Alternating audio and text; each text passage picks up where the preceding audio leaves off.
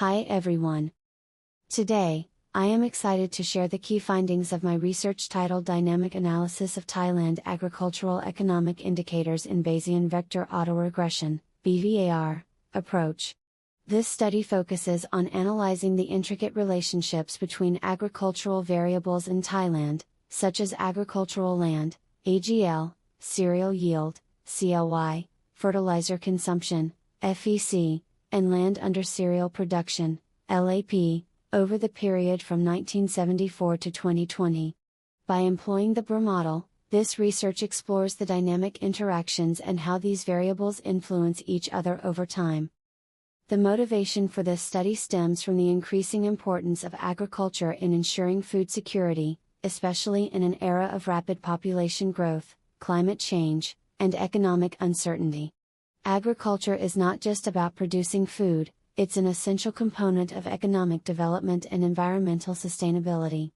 Effective agricultural policymaking requires a deep understanding of the economic forces at play and how they interrelate over time.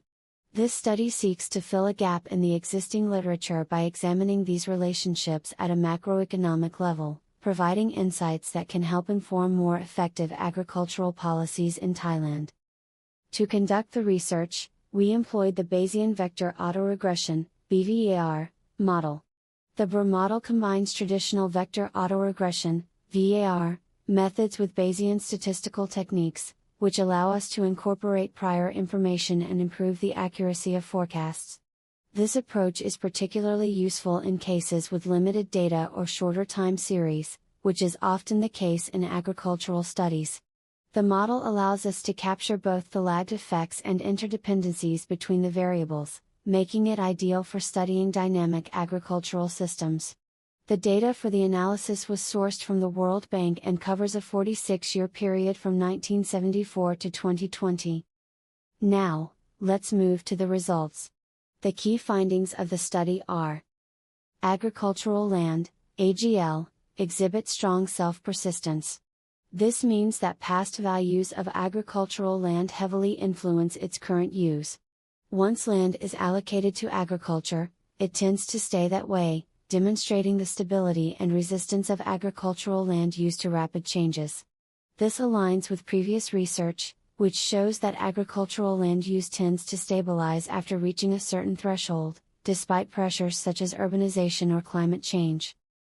Cereal yield, CLY, is significantly influenced by fertilizer consumption, FEC. The results clearly show that fertilizer use has a direct positive impact on cereal yields. This reinforces the importance of efficient fertilizer management in boosting agricultural productivity.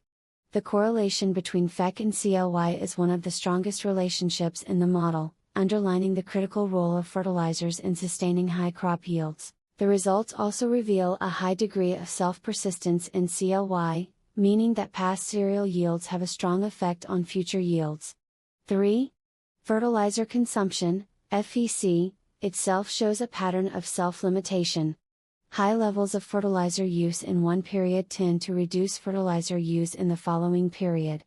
This could be due to factors like soil saturation or cost considerations, reflecting a balance between immediate crop needs and long-term sustainability.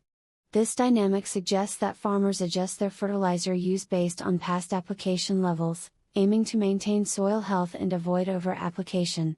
4. Land under cereal production, LAP, also exhibits strong self-persistence. Once land is allocated for cereal crops, it continues to be used for that purpose over time. This finding highlights the stability of land use in cereal production, despite short-term fluctuations in yields or inputs like fertilizer. It suggests that decisions about land use in agriculture are more influenced by long-term planning and resource allocation than by immediate agricultural output. These findings have important implications for policymakers. First, the strong self-persistence of agricultural land suggests that policies aimed at protecting farmland from urban encroachment should be prioritized. Ensuring that agricultural land remains available for food production is critical, especially as population pressures increase. Second, the significant impact of fertilizer consumption on cereal yields underscores the need for policies promoting efficient and sustainable fertilizer use. Encouraging farmers to adopt integrated nutrient management strategies that combine chemical and organic inputs can help optimize yields while maintaining long-term soil health. In terms of future research, there are several directions to explore. First, it would be useful to examine the role of additional inputs, such as water resources and labor, in influencing these agricultural dynamics. Furthermore, incorporating climate variables like temperature changes and rainfall patterns could provide a more comprehensive understanding of how environmental factors interact with economic indicators in agriculture. Lastly, future studies could expand this analysis to other countries to determine whether similar dynamics exist in different agricultural economies. In conclusion, this research sheds light on the complex relationships between key agricultural indicators in Thailand. It highlights the importance of long-term land use planning, sustainable fertilizer management, and the stability of cereal production in ensuring food security.